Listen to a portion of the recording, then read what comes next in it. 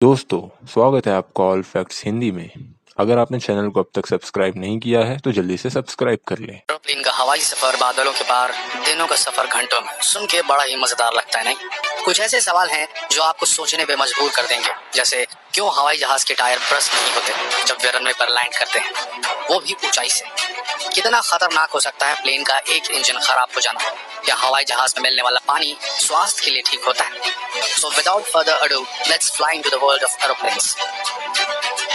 सन 1903 में जब अमेरिकी इंजीनियर्स ऑरवेले और विल्बर ने एरोप्लेन का आविष्कार किया था, तब उन्होंने कभी नहीं सोचा था अगर किसी कारण से बीच फ्लाइट में आसमान के अधर में अगर किसी को फ्लाइट अबैंडन करनी पड़े, किसी खराबी की वजह से जान बचाने के लिए कूदना पड़े, तो क्या कितने प्रतिशत चांसेस होंगे सर्वाइवल के? मान लीजिए कोई बड़ी वाटर बॉडी जैसे कोई झील, नदी या समंदर दिख जाए कूदने के लिए, तो भी कई हजार फीट की ऊंचाई से नीचे गिरने पर इम्पैक्ट इतना घातक होगा कि जान बचानी मुश्किल हो जाएगी। अगर ऐसे में पैराशूट का सहारा ना हो तो मौत निश्चित है। तो बता दें कि जब राइट ब्रदर्स ने हवाई जहाज इजाद की थी, तो उन्होंने कभी सोचा नहीं होगा कि 10 किलोमीटर से भी अधिक ऊंचाई से बिना किसी पैराशूट के गिरकर एक एयर होस्टेस अपनी जान बचाने में कामयाब हो जाएगी। जी हाँ, एक ऐसी ही हवाई आपात स्थिति में वेस्ना वोल्वनिक नाम की यूगोस्लावियन एयर होस्टेस ने 10,160 मीटर की ऊंचाई से एक ट्रॉली और एक केबिन क्रू के व्यक्ति की लाश के साथ जंप लगाई और समंदर में गिरकर अपनी जान बचा ली। इतनी ऊंचाई से गिरकर अपनी जान बचाने का यह Guinness book of world record आज तक नहीं टूटा।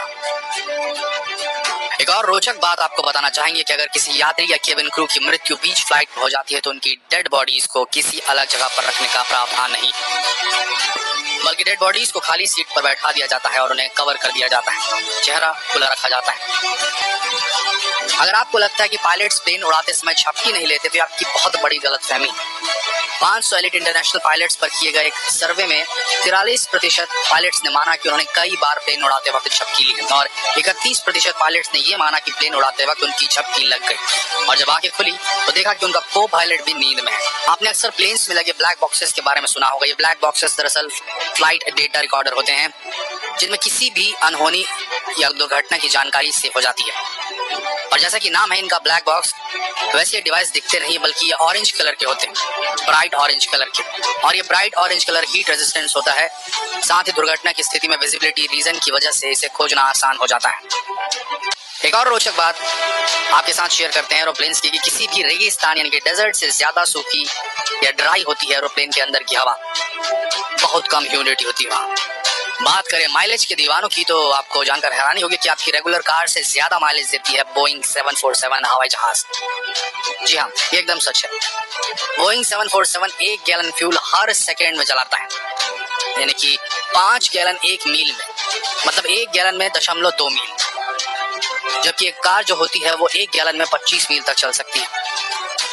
लेकिन यहाँ एक कैच है, एक कार में 5 से 6 आदमी ही बैठ सकते हैं, पर एक 747 हवाई जहाज में 500 लोगों के बैठने की जगह है। उस हिसाब से देखा जाए तो 747 ज्यादा फ्यूल एफिशिएंट है एक कार से।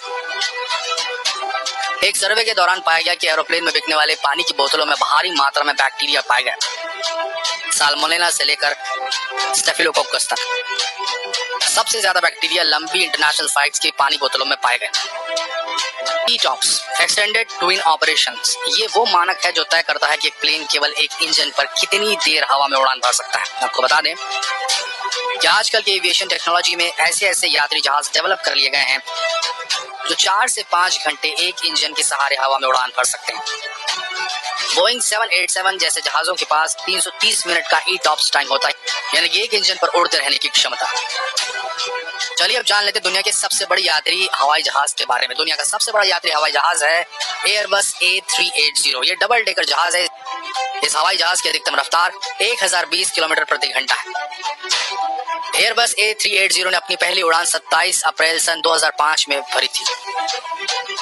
हवाई जहाज के इतिहास की सबसे बड़ी दुर्घटना कब हुई थी? सन 1977 में हवाई जहाज के इतिहास का सबसे बड़ी दुर्घटना हुई थी। यह दुर्घटना 2 हवाई जहाज आमने सामने एक दूसरे से टकराने की वजह से हुई थी। इस दुर्घटना में 500 यात्रियों की मौत हुई थी। हवाई जहाज के पायलट और सह पायलट को अलग अलग तरह का खाना दिया जाता है, इसलिए क्योंकि अगर एक किसी पायलट की तबीयत खराब हो जाए तो दूसरा पायलट हवाई जहाज को संभाल सके। है कि नहीं इंटरेस्टिंग? अगर आप सोचते हैं कि एक पायलट की तनख्वाह कितनी होगी, तो ज्यादातर पायलट की जो तनख्वाह होती है वो महीने के हिसाब से नहीं दी जाती, उन्हें घंटों के हिसाब से हवाई जहाज उड़ाने का पैसा मिलता है।